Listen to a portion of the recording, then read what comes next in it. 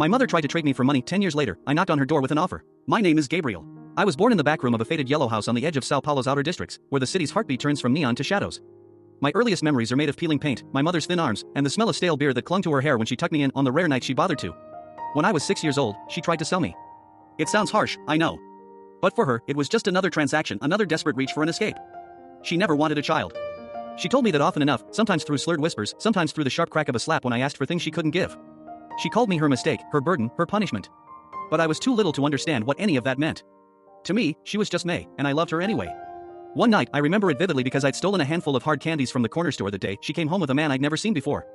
He was old, with a white shirt too clean for our neighborhood and shoes that didn't crunch on the gravel in our yard because he stepped so lightly, like a cat. They argued in the kitchen while I hid in my room, licking the last candy, pressing my ear to the thin wall. 5,000 now, 5 later, the man said. His voice was calm, oily. That's nothing for a boy, she hissed. He's young. Healthy. Pretty face. Pretty face, the man repeated, and laughed like he was complimenting a pet. You're lucky I'm even offering. You know how many brats are out there? Street kids for free. I didn't understand the words, not then. But I understood my mother's silence.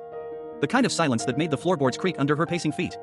Then her voice, low, trembling, 5 now. 5 later. Something broke inside me. And you take him tonight. I didn't cry, I don't think I had any tears left. When they came into my room, I pretended to be asleep. I felt her hand on my shoulder, felt her lift me, not gently, but like a bag she was too tired to carry. The man stood behind her, watching. But life has a funny way of denying even the worst people their plans. Outside, under the flickering streetlight, the man reached for me. My mother shoved me forward, I stumbled, hit my knees on the concrete. He grabbed my arm, but in that moment, a neighbor's door opened. Old Dona Celeste, nosy, drunk on cheap wine, and blessedly suspicious, shouted from her porch. Hey! Were you taking the boy? The man froze. My mother hissed at Celeste to mind her business. But Celeste had a phone in her hand, waving it like a weapon. I'm calling the police, she screamed. She didn't, of course. But the man let go of me. He stepped back, his shoes silent on the gravel.